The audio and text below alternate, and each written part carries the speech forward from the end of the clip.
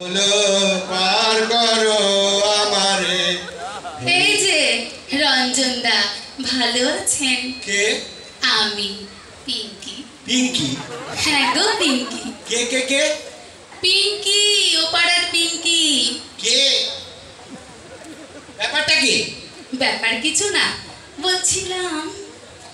ব্যাপার কিছু না তো রাস্তার মাঝখানে দাঁড়া করালে কেন? দাঁড় করাইনি তো, হঠাৎ দেখা হয়ে গেল তাই বলছিলাম। দাঁড় করানো? না। দাঁড় করাওনি? না। দোস্তুর মতো পথ আগলে রেখেছো, ছি ছি ছি ছি। কোথাও যেতে দিচ্ছ না, আর বলছো পথ আগলে দাঁড় হওনি? না, দাঁড় আমি করাওনি কোথাও আমাকে? দাঁড় করাইনি। দাঁড় করিয়েছ? না, আমি দাঁড় করাইনি। আচ্ছা আচ্ছা, এই নিন, আমি সরে দাঁড়ালাম।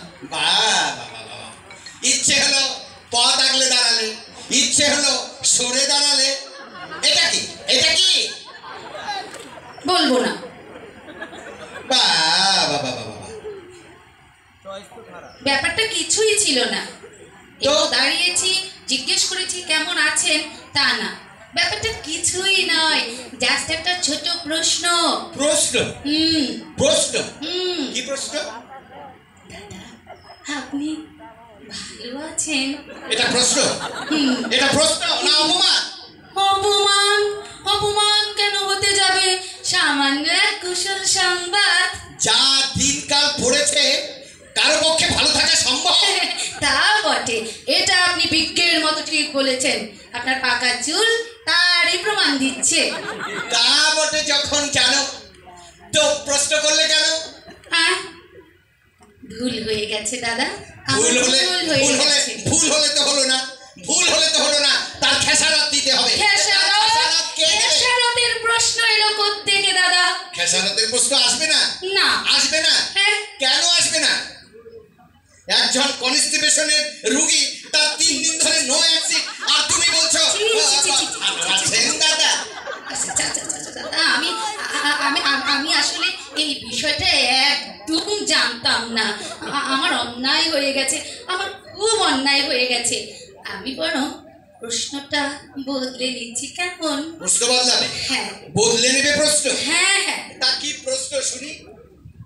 এবার থেকে আপনার সাথে দেখা হলেই বলবো, দাদা আপনি নিশ্চয়ই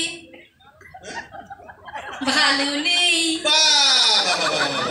তার মানে তুমি চাও না যে আমি কখনো ভালো থাকি? না, তা বলিনি তো। তাই তো বলেছো। না। তাই বলেছো। এই দেখো দেখি। দেখা হলেই ভালো থাকার, না থাকার কথা শুধালে কেউ ভালো থাকে?